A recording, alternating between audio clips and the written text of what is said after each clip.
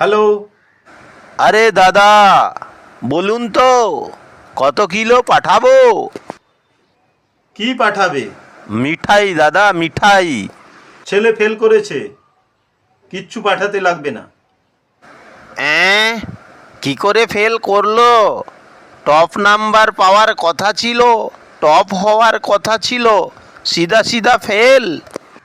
কি করে বলবো কি করে ফেল করেছে? মিষ্টি চাই না ব্যাস।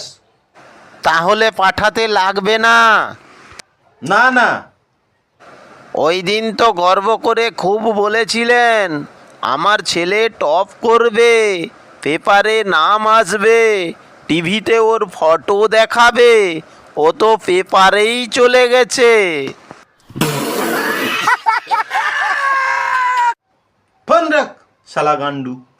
তা না হয় ফোন রেখে দেব, কিন্তু রেডি করা মিষ্টি কি হবে?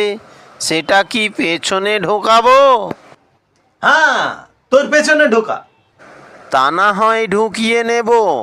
তুমি মিষ্টির দামটা তো পাঠিয়ে দাও, তারপর না হয় পেছনে ঢুকিয়ে নেব।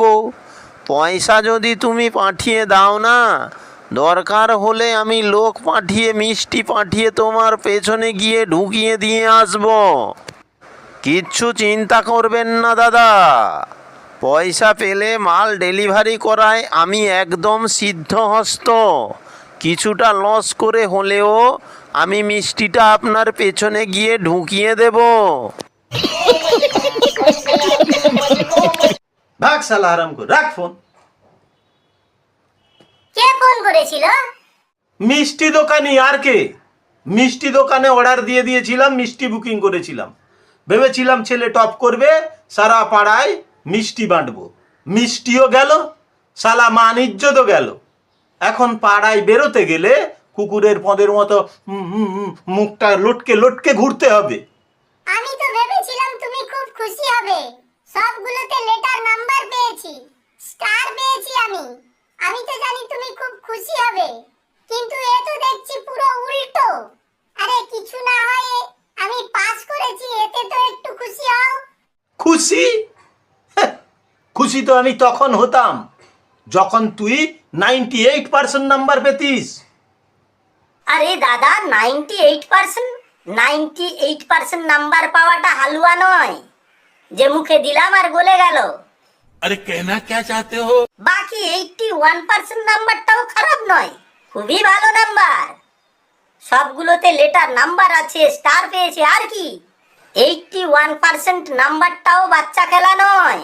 মিষ্টি আনানো উচিত আপনার, সবাইকে মিষ্টি বাঁটা উচিত, খাওয়ানো উচিত। মিষ্টির খরচা বাঁচাবার ভয়ে এমনটা বলছেন না তো? আজকাল শুধু বেশি নাম্বার পেয়ে পাস করলে হয় না, ট্যালেন্ট থাকতে হয় নিজের মধ্যে, ট্যালেন্ট। এই নাকি নাম্বার বেশি পেলাম, ইন্টারভিউতে গিয়ে বসলাম, কিছু জিজ্ঞেস করলে উত্তরই দিতে পারলাম না, নিজের মুখটা বানরের পিছবাড়ার মতো করে বসে থাকলাম। ট্যালেন্ট থাকতে হবে, ট্যালেন্ট। আচ্ছা, তা এর মধ্যে কি এমন ট্যালেন্ট আছে শুনি? ট্যালেন্ট তো আছে, খুব আছে, কিন্তু শালা ওই মোবাইল চালানোতে। अच्छा গেম খেলে না পান্নু দেখে কে জানে, সারাদিন মোবাইল নিয়ে বসে থাকে। হ্যাঁ হ্যাঁ, তাই তো এত কম নাম্বার পেয়েছে, না হলে 110% নাম্বার পেত, তাই তো? আরে ট্যাবলার ছেলেটা তো দিনরাত মেহনত করতো, পড়তো। এর মতো মোবাইল নিয়ে গান্ডুগিরি করতো না, গেম খেলতো না, টিকটক ভিডিও দেখতো না।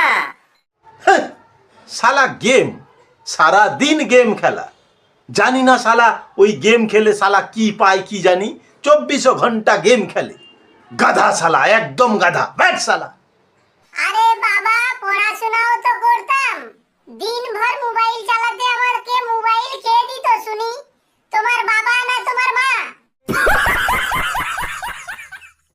হ্যাঁ, পড়াশোনা করতাম।